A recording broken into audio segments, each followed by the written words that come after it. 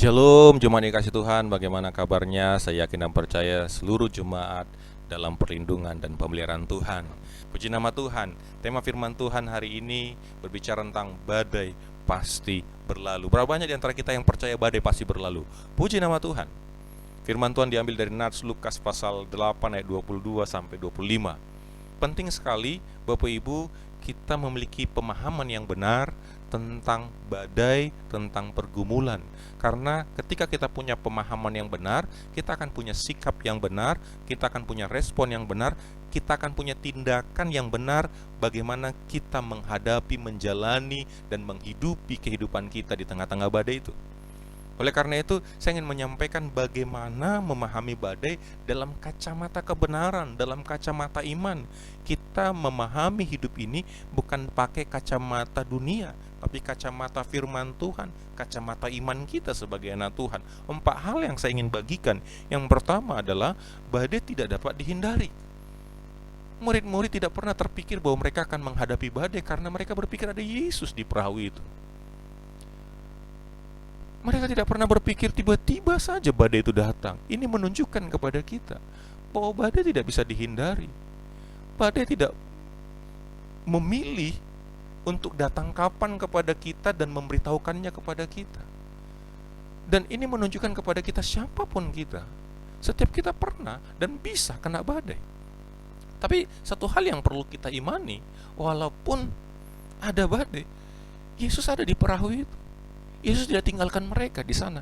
Itu yang paling penting, bukan badainya tidak bisa dihindari, tetapi prinsip yang pentingnya Yesus ada di situ.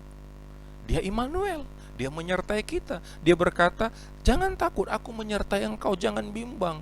Aku ini Allahmu. Aku akan mendukung engkau, menopang engkau, dan memegang engkau dengan tangan kananku yang memberi kemenangan." Jadi masalahnya bukan badainya, tetapi mari kita sikapi kita punya Tuhan di dalamnya. Yang kedua, badai memperlihatkan diri kita yang sesungguhnya, yaitu memperlihatkan bahwa kita manusia yang terbatas. Yuk kita lihat bagaimana latar belakang dari murid-murid Yesus.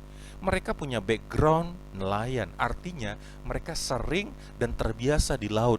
Artinya mereka sudah mengerti, punya pengalaman, punya pengetahuan tentang laut. Tetapi ketika mereka mengalami badai ini, mereka berkata, "Guru, kami binasa." Artinya mereka sadar mereka nggak mampu. Teori mereka, pengalaman mereka ternyata tidak selalu bisa dipergunakan, tidak selalu bisa dipakai untuk menyelesaikan masalah. Kita boleh lihat juga kondisi yang ada hari ini, COVID-19 ini. Coba kita lihat bagaimana negara-negara dengan segala kecanggihan mereka pun ternyata rapuh. Pun ternyata seperti Amerika, mereka adalah negara yang paling tinggi hari ini. Padahal kita tahu mereka negara hebat. Artinya ini menunjukkan bahwa kita terbatas, kita butuh Tuhan. Karena memang sejatinya manusia diciptakan untuk bergantung kepada Tuhan. Hanya orang sombong sajalah yang mereka tidak mau bergantung kepada Tuhan, yang mereka mampu dan merasa mampu dengan hidup mereka. Mari kita belajar bahwa badai ini mengajarkan kita untuk menata diri kita, bergantung kepada Tuhan. Badai menyadarkan kita nggak mampu sendiri. Kita butuh Tuhan, kita butuh keluarga, kita butuh gereja, kita butuh orang-orang di sekitar kita yang menguatkan kita. Menyadarkan kita jangan pernah berpikir untuk sendiri, tapi mari kita menikmati kebersamaan bersama dengan Tuhan, bersama dengan keluarga. Juga ini memperlihatkan kadar iman kita. Hari-hari ini orang bukan hanya sekedar takut, tetapi menyebarkan ketakutannya, menularkan ketakutannya. Coba kita lihat, media sosial dipenuhi dengan berita-berita yang menakutkan.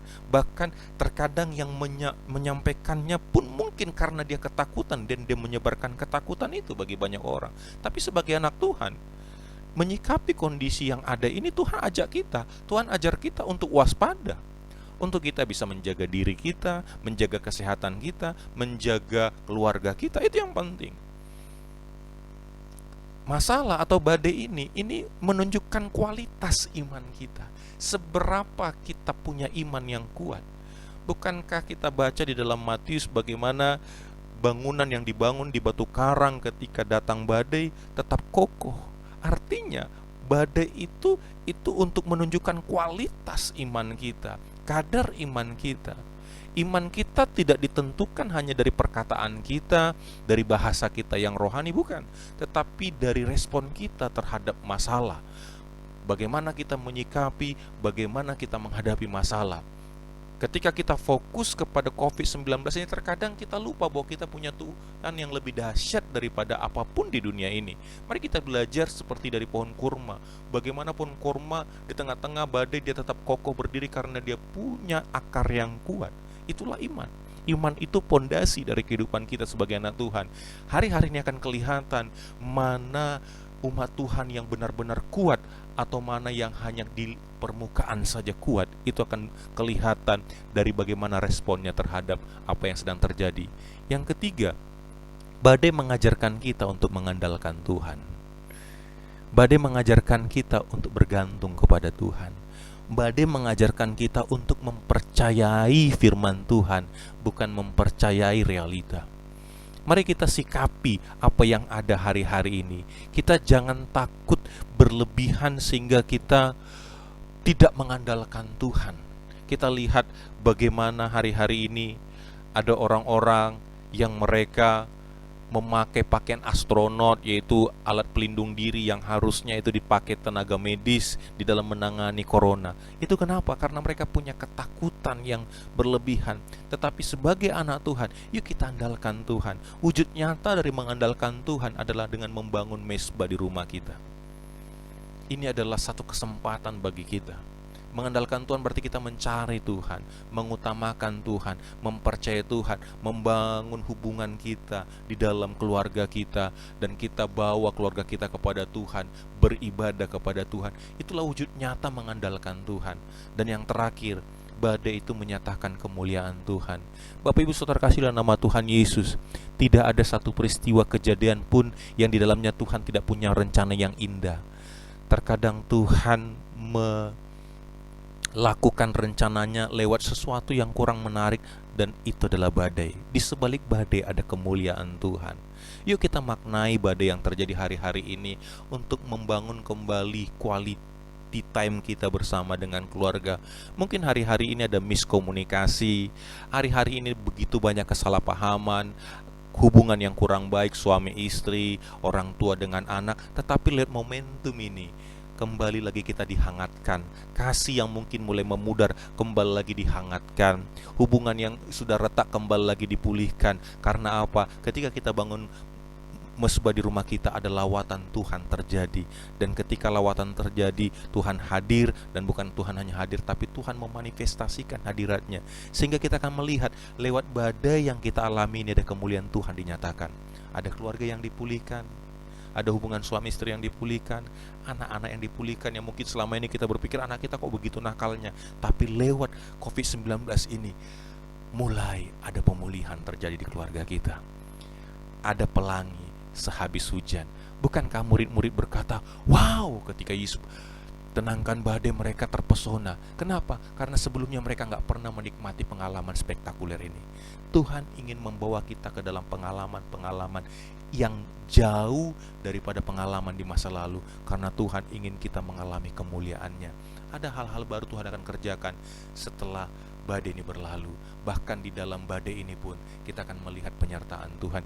Jangan biarkan badai ini hanya berlalu tanpa meninggalkan makna, kesan yang luar biasa bagi setiap kita keluarga, bagi setiap kita jemaat Tuhan. Yuk kita memaknai badai ini dengan perspektif yang benar, dengan pemahaman yang benar, karena kita akan mendapatkan pengalaman yang benar, yang luar biasa bersama dengan Tuhan. Mari kita berdoa. Terima kasih Tuhan Yesus, hamba-Mu sudah selesai menyampaikan kebenaran firman Tuhan. Hamba-Mu berdoa, biarlah Tuhan terus mengerjakan kehidupan seluruh umat-Mu. Pagi hari ini, temuilah, lawatlah setiap keluarga, rumah demi rumah. Engkau sedang melawat bapak-bapak, ibu-ibu, anak-anak, Engkau sedang melawat, Engkau sedang hadir bagi mereka, Engkau sedang memulihkan mereka, Engkau sedang memperbaiki hubungan mereka, Engkau sedang menyembuhkan mereka, Engkau sedang melakukan hal-hal yang selama ini mungkin belum terjadi. Tuhan Yesus sedang berkarya bagi umat Tuhan, sehingga kami akan mendengar setiap rumah-rumah punya kesaksian-kesaksian yang hidup, pengalaman-pengalaman baru ketika mereka menjalani kehidupan ini. Tuhan, terima kasih Bapa yang baik. Ini doa kami di dalam nama Tuhan Yesus. Kami berdoa dan mengucap syukur kepada Tuhan. Mari kita bersama-sama katakan amin.